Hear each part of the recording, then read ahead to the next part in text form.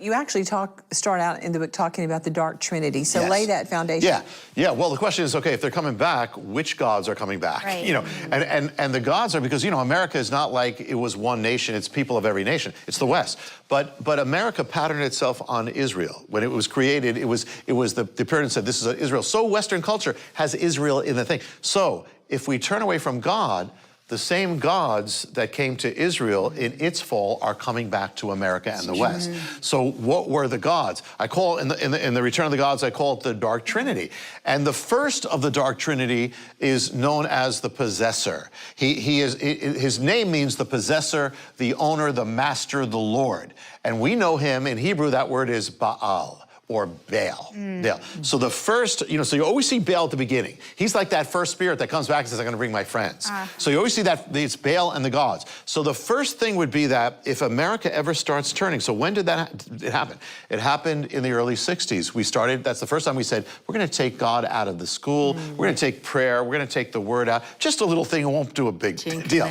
Well, we open the door. When you open the door, the gods are coming in. There's no middle ground. You know, there's never been any middle ground. It's either God or paganism. That's it. So they didn't realize what they were doing. So they took it out. So what happens? The spirit of Baal starts coming into America. What does the Bible say the spirit of Baal did? So the spirit of Baal caused Israel to forget God.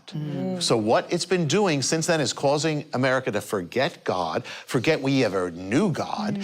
It also says that it caused Israel to turn away from the commandments. Well, we literally have struck down the 10 commandments, just like Israel did.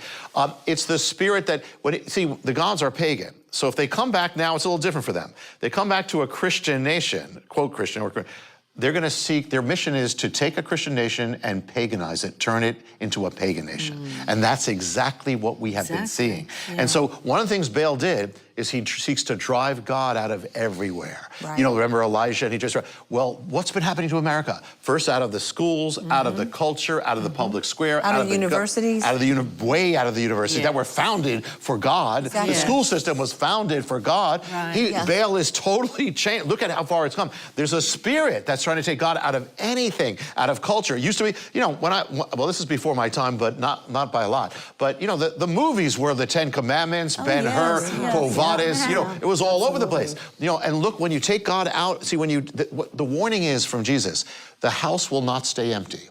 If you take God out, look at what has come into to Hollywood. Look at what has come into the kindergarten classrooms. They would never have imagined it in the 1960s, but look where it is. So that's what, when Baal comes in, and also, Baal also, in ways that we didn't even realize, he's paganizing the culture deeply. And that, even wokeism comes from Baal. And I'll give you an example. When you have one God, there's one truth, you know, and that's it. When you have many gods, there's no one truth. Everybody has their own authentic truth.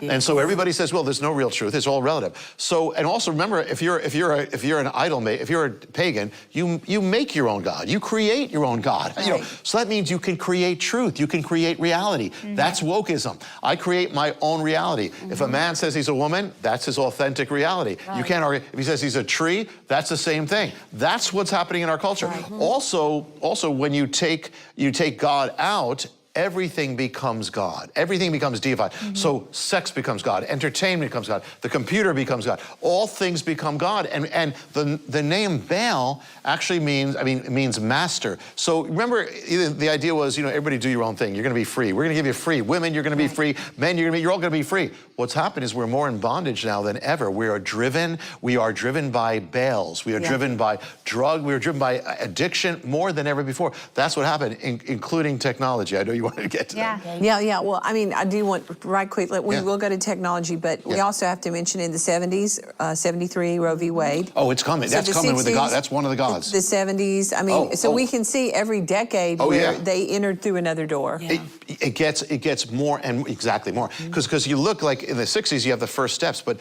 now look where we are now. Every single thing we're seeing now is linked to that. Is it because they don't stop? It's not, you know, the idea is, well, you know, just be tolerant. You know, it's never going to stop. They're going to keep going to get, and now we're seeing the deeper things of these gods now. And that's, we're just talking about, and we can only, I'm blessed to do this because we get into it more, but we can only touch on these things. But here's another thing of paganism. when it says that people, when they make the idols, they will worship the works of their own hands. So what is happening to America is we're worshiping the works of our own hands. When Paul spoke on Mars Hill about the gods, and he says, you know, you're not supposed to be worshiping the works of your hands. The word he uses in the Greek is techne. We get the word technology from it. So it's saying that we will actually be worshiping our own technology. It will drive us. We'll become addicted to it. So the greatest technology, the greatest idol is the computer. I mean, we know it's a tool, but we know people are addicted to it. The greatest idol, right here. Your little cell phone. I mean, your little computer. Yeah, we use it. Yeah, we use it for God, and that's good. But but people are addicted. It's addicting our children. It's addicting everything. And notice something else.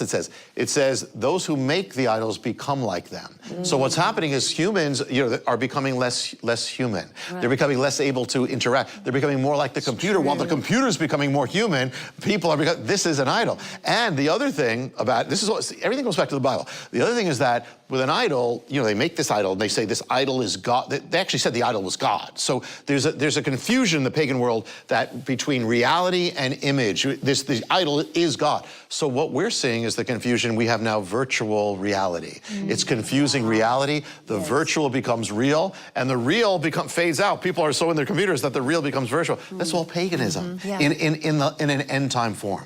Wow. Yeah, number 2, which is the Enchantress. That's big, yeah. Which just blows my mind. I mean, we talk about it, all of you at the table, like 10 years ago. We could have never, ever imagined what we're seeing with our children. And that's kind of like the later stage of it. But it all came in with Baal. All came in the 60s. So Baal comes in, and when you read the Bible, you know, it says Baal and Ashtoreth. It's Baal, and he had a wife.